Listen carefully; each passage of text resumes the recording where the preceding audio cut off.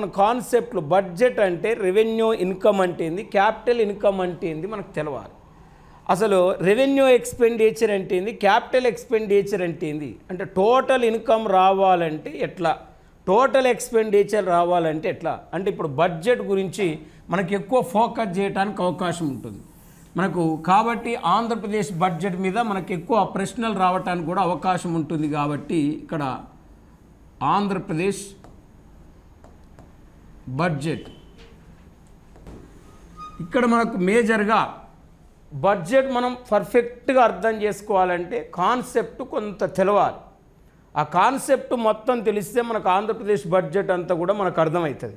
ఇప్పుడు ఆంధ్రప్రదేశ్ రాష్ట్రానికి వాస్తవానికి టోటల్ ఇన్కమ్ ఉంటుంది, మొత్తము ఆదాయము, టోటల్ ఇన్కమ్ అంటుంది, మొత్తము ఆదాయం, టోటల్ ఇన్కమ్. టోటల్ ఎక్స్పెండిచర్ మొత్తము వ్యయము, టోటల్ ఎక్స్పెండిచర్ మొత్తము వ్యయము అంటాం. ఇది అంటే మనకి ఇప్పుడు టోటల్ ఇన్కమ్, టోటల్ ఎక్స్పెండిచర్. మరి టోటల్ ఇన్కమ్ అంటే ఆంధ్రప్రదేశ్ రాష్ట్రానికి ఆదాయము ఎన్ని మార్గాల ద్వారా వస్తుంది అంటాడు. మరి ఆంధ్రప్రదేశ్ రాష్ట్రానికి ఆదాయం ఎన్ని మార్గాల ద్వారా వస్తుందంటే 2 టైప్స్ ఉంటుందండి. ఒకటి రెవెన్యూ ఇన్కమ్, రెండు నాన్ రెవెన్యూ ఇన్కమ్ అంటారు. Non revenue, revenue account, non revenue account. అంటే దాన్ని చూడండి, revenue account, non revenue account అంటే వాస్తవానికి రెవెన్యూ రాబడి అంటారు, నాన్ రెవెన్యూ రాబడి అంటారండి. రెవెన్యూ అకౌంట్, రెవెన్యూ రాబడి, దీని రెవెన్యూ ఆదాయము, రెవెన్యూ ఖాతా, తెలుగులో ఎట్లయినా అనొచ్చు. రెవెన్యూ రాబడి, రెవెన్యూ ఆదాయము, రెవెన్యూ ఖాతా అనొచ్చు, రెవెన్యూ రిసిప్ట్, రెవెన్యూ అకౌంట్ అనొచ్చు, రెవెన్యూ ఇన్కమ్ అనొచ్చు ఇంగ్లీష్లో. ఇక్కడ రెవెన్యూ ఖాతాలో చేరనిది నాన్ రెవెన్యూ అకౌంట్. అంటే దీన్ని ఎట్లా రాయొచ్చు అంటే మనం మూలధన రాబడి అని రాయొచ్చు. దీన్ని మూలధన రాబడి, మరి చూడండి మూలధన ఆదాయము, మూలధన ఖాతా అని రాయొచ్చు. అంటే capital revenue, capital income, capital receipt అంటారు దాన్ని. అంటే ఈ రెండు కూడితే టోటల్ ఇన్కమ్ వస్తుంది. మరి ఇప్పుడు వాస్తవానికి ఈ బడ్జెట్లో రెవెన్యూ ఇన్కమ్ ఎంత, క్యాపిటల్ ఇన్కమ్ ఎంత, మొత్తం ఇన్కమ్ ఎంత, అంటే దీన్ని కూడితే మనకు మొత్తం ఇన్కమ్ వస్తుందండి. మరి ఇప్పుడు వాస్తవానికి రెవెన్యూ అకౌంట్ అంటే, రెవెన్యూ అకౌంట్ అంటే ఎట్లా, రెవెన్యూ అకౌంట్ అంటే ఎలా వస్తుంది ఆదాయం అంటే, రెవెన్యూ రాబడి మనం చూస్తే ఇక్కడ స్టేట్ ఓన్ ట్యాక్సెస్ ఉంటాయి, రాష్ట్ర సొంత పన్నులు ఉంటాయి, రాష్ట్ర సొంత పన్నులు ఉంటాయి, స్టేట్ ఓన్ ట్యాక్సెస్ అంటుంది. రెండవది కేంద్ర పన్నుల్లో రాష్ట్రాల వాటా ఉంటుంది, కేంద్ర పన్నుల్లో రాష్ట్రాల వాటా అంటే share of central taxes in states, share of central taxes in state, కేంద్ర పన్నుల్లో రాష్ట్రాల వాటా,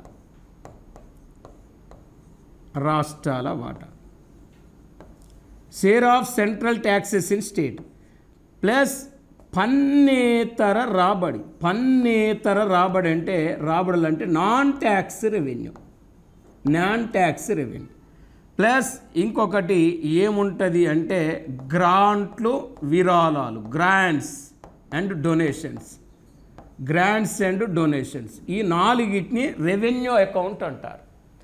మరి ఎందుకు వీటిని మనం చదవాలంటే, ఇప్పుడు నేను బడ్జెట్ చెప్పినప్పుడు రెవెన్యూ ద్వారా 2,01 కోట్ల ఆదాయం వస్తుందని చెప్తాం. రెవెన్యూ ద్వారా 2,01 కోట్లు వస్తుంది, మూలధనం ద్వారా 93,000 కోట్లు వస్తుంది, మొత్తం 2,94,000 కోట్లు మన ఆదాయం ఈ బడ్జెట్ అని చెప్పినప్పుడు మరి 2,94,427.25 కోట్లు టోటల్ ఇన్కమ్ ఈ బడ్జెట్లో. 2,94,427.25 కోట్లు టోటల్ ఎక్స్పెండిచర్ ఈ బడ్జెట్లో. అంటే ఇక్కడ ఈ బడ్జెట్లో లోటు లేదు, ఈ బడ్జెట్లో మిగులు లేదు, ఈ బడ్జెట్లో సంతులనం ఉంది. కానీ సంతులన బడ్జెట్ ఉంది, కానీ మనకు రెవెన్యూలో లోటు ఉంది ఈ బడ్జెట్లో. కానీ ఈ బడ్జెట్లో మనకు కోశ లోటు ఉంది ఈ బడ్జెట్లో. ఈ బడ్జెట్లో మనకు ప్రాథమిక లోటు ఉంది, కానీ బడ్జెట్ లోటు లేదు ఈ బడ్జెట్లో. బడ్జెట్ లోటు లేదు కానీ రెవెన్యూ లోటు ఉంది, రెవెన్యూ డెఫిసిట్ ఉంది, ఫిజికల్ డెఫిసిట్ ఉంది, ప్రైమరీ డెఫిసిట్ ఉంది. అంటే ఈక్వల్ బడ్జెట్ మాత్రం ఉందండి. బ్యాలెన్స్ బడ్జెట్ ఉంది. బడ్జెట్ బ్యాలెన్స్ బడ్జెట్ అంటే బ్యాలెన్స్ బడ్జెట్ అంటే ఈ మొత్తం ఆదాయము ఈ మొత్తం వ్యయము సమానంగా ఉంటే దాన్ని బ్యాలెన్స్ బడ్జెట్ అంటారు.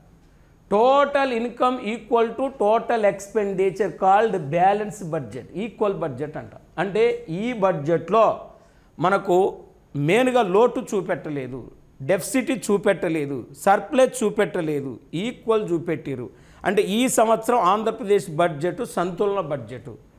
మరి సంతులన బడ్జెట్ అయినప్పుడు మనకు రెవెన్యూలో లోటు మాత్రం ఉన్నది, కోశ లోటు మాత్రం ఉంది. ఆ లోట్లకు ఈ బడ్జెట్ లోటుకు చాలా డిఫరెన్స్ ఉంటుంది. ఇప్పుడు మనకు ఎట్లా అడుగుతారంటే పోటీ పరీక్షల్లో మనం బడ్జెట్ మొత్తం చదివినా అక్కడ ఒక డిఫరెంట్ తరహాలో ప్రశ్నలు ఉంటాయండి. డిఫరెంట్ తరహాలో ప్రశ్నలు ఉన్నప్పుడు ఆ బడ్జెట్ మీద మనకు ఎట్లా అవగాహన ఉండాలి, ఎలా అవగాహన ఉంటే ఆన్సర్ చేయగలుగుతామంటే బడ్జెట్ అంటే ఎస్టిమేషనే తప్ప ఎక్యురేట్ కాదండి. అంటే ఎస్టిమేషన్ వేరు, ఎక్యురేట్ వేరు. అంటే ఎస్టిమేషన్ అంటే మాకు ఈ సంవత్సరం రెవెన్యూ ద్వారా 2,01,00,000 కోట్లు రాబోతుంది, మూలధన ద్వారా ఒక 93,000 కోట్ల ఆదాయం రాబోతుంది ఈ సంవత్సరం. మూలధనలో కేంద్రము నుండి ఇంత అప్పులు తీసుకోబోతున్నాం, రాష్ట్రంలో ఇంత అప్పులు తీసుకోబోతున్నాం, పిఎఫ్ సంస్థల నుంచి ఇంత అప్పులు తీసుకోబోతున్నాం, మరి ఇతర రుణాలు ఇంత తీసుకోబోతున్నాం అని వాళ్ళు ఇట్లా అనుకుంటారు. ఇంత రుణాలు అనుకుంటారు, ఇంత రుణాలు తీసుకోవాలనుకుంటారు. ప్లస్ మాకు స్టేట్ ఓన్ ట్యాక్సెస్ ద్వారా ఇంత ఆదాయం రాబోతుంది, మాకు కేంద్ర పన్నుల్లో రాష్ట్రాల వాటా కింద ఇంత ఆదాయం రాబోతుంది, పన్నేతర ఆదాయం ఇంత రాబోతుంది ఈ సంవత్సరం, గ్రాంట్లు విరాళాలు ఇంత రాబోతున్నాయని ఇవి ఎస్టిమేషన్ వేసుకుంటారు. అవి రావచ్చు, రాకపోవచ్చు. బడ్జెట్ అంటే ఎక్యురేట్ కాదు, ఓన్లీ ఎస్టిమేషన్. అందుకే రాబోయే ఆదాయం గురించి, చెయ్యబోయే ఖర్చు గురించి తెలియజేసే ఒక కోశ నివేదికను బడ్జెట్ అంటారు. Physical concept, budget mean physical concept. కాబట్టి మనకు బడ్జెట్ ఎక్యురేటా ఎస్టిమేషన్ అంటే ఎస్టిమేషన్ తప్ప ఎక్యురేట్ కాదు. మనకు జరిగిపోయింది ఎక్యురేట్ అండి. అంటే లాస్ట్ ఇయర్ ఇప్పుడు 23-24 బడ్జెట్ ఉంది చూడండి, అది మొత్తం ఇంత అనుకుంటారు. లాస్ట్ ఎంతవరకు ఆదాయం వచ్చింది, ఎంతవరకు ఖర్చు పెట్టారు గవర్నమెంట్ దగ్గర రిపోర్ట్ ఉంటుంది. అంటే ప్రీవియస్ బడ్జెట్ వాస్తవం, ఇప్పుడు జరగబోయే 24-27 బడ్జెట్ వాస్తవం కాదు. అది వాస్తవం ఎప్పుడు తెలుస్తుంది అంటే మనకు అకాడమిక్ ఇయర్ మార్చి 31 ముగిసిన తర్వాత తెలుస్తుందండి ఏదైనా. అంటే ఎప్పుడైనా బడ్జెట్ అనేది April 1 నుంచి అమల్లోకి వచ్చి March 31 నాడు ఎండ్ అయిపోతుంది. మనకు సెంట్రల్ గవర్నమెంట్ బడ్జెట్ కూడా రేపు February 1కి వస్తుంది, మళ్ళీ April 1 నుంచి March 31 వరకు ఉంటుంది. మరి ఇప్పుడు బడ్జెట్ ఇప్పుడు మనకు ఎట్లా అడుగుతాడంటే రెవెన్యూ రాబడి ఉంది. 2024-25 బడ్జెట్ ప్రకారం ఆంధ్రప్రదేశ్ రాష్ట్రానికి ఎక్కువ ఆదాయం దీని ద్వారా సమకూర్చబడుతుందండి. అంటే which is the following highest revenue generation by according to 2024-25 budget అంటాడు. అన్నప్పుడు అక్కడ ఏమి ఇస్తాడు? నెంబర్ 1 రెవెన్యూ అకౌంట్ ఇస్తాడు, నెంబర్ 2 క్యాపిటల్ అకౌంట్ ఇస్తాడు. అంటే ఏ రెవెన్యూ అకౌంట్ ఇస్తాడు, బి క్యాపిటల్ అకౌంట్ ఇస్తాడు. అప్పుడు ఆన్సర్ ఏమిస్తాడు? ఏ సరైంది అంటాడు, అప్పుడు బి సరైంది అంటాడు, ఏబి సరైంది అంటాడు, ఏబి సరికావు అంటాడు. అప్పుడు మనకు అసలు ఈ బడ్జెట్లో దీని ద్వారా ఎక్కువ వస్తుందా, దీని ద్వారా ఎక్కువ వస్తుందా తెలవాలి. తెలిస్తే చాలు తప్ప దీని ద్వారా ఇన్ని లక్షల కోట్లు వస్తుంది, దీని ద్వారా ఎన్ని లక్షల కోట్లు వస్తుంది అనేది ఎగ్జామ్లో అడిగారు. జస్ట్ మనకు ఆ ఫిగర్ దీని ద్వారా ఎంత వస్తుంది, దీని ద్వారా ఎంత వస్తుంది తెలిస్తే సార్ అప్పుడు ఆంధ్రప్రదేశ్ రాష్ట్రానికి రెవెన్యూ ఎక్కువ ఉందా, మూలధనం ఎక్కువ ఉందా అనేది తెలుస్తుందండి. అంటే రెవెన్యూలో ఒక మ్యాప్ వచ్చింది మనకు. రెవెన్యూలో 4 కూడితే రెవెన్యూ వస్తుంది. స్టేట్ ఓన్ ట్యాక్సెస్ ఉంటాయి, రాష్ట్ర సొంత పన్నులు అంటున్నాం వీటిని. రెండవది కేంద్ర పన్నుల్లో రాష్ట్రాల వాటా, కేంద్ర పన్నుల్లో రాష్ట్రాల వాటా, share of central taxes in states అంటున్నాం. మూడవది నాన్ ట్యాక్స్ రెవెన్యూ అంటున్నాం. మరి గ్రాంట్లు విరాళాలు అంటున్నాం. ఈ 4 కూడితే మనకు రెవెన్యూ రాబడి వస్తుంది. 4 యాడ్ చేయాలి, రెవెన్యూ రాబడి రావాలి. మరి ఇప్పుడు మనకు మేజర్గా ఈ క్యాపిటల్ అకౌంట్ ఎట్లా వస్తుంది అంటే, క్యాపిటల్ అకౌంట్ ఎట్లా వస్తుంది అంటే ఇక్కడ మనకు మెయిన్గా ఓపెన్ మార్కెట్ లోన్స్ అండి, బహిర్గత మార్కెట్ రుణాలు, బహిర్గత మార్కెట్ రుణాలు, ఓపెన్ మార్కెట్ లోన్స్. ఇది ఓపెన్ మార్కెట్ లోన్స్ అంటాం. చెప్తా దాని గురించి ఎక్స్ప్లెయిన్ చేస్తా. ఓపెన్ మార్కెట్ లోన్ ఒక్కొక్క దాని గురించి ఎక్స్ప్లెయిన్ చేస్తా. Open market loan first central governments loans, కేంద్ర ప్రభుత్వ రుణాలు. కేంద్ర ప్రభుత్వ రుణాలు.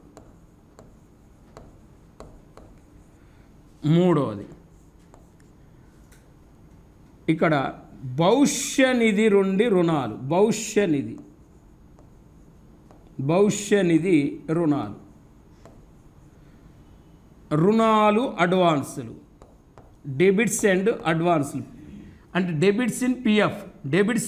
భవిష్య నిధి అంటే ప్రావిడెంట్ ఫండ్, పిఎఫ్ అంట. రుణాలు అడ్వాన్సులు, debits and advance. Other loans, ఇతర రుణాలు. ఈ 5 మనం కూడాలండి.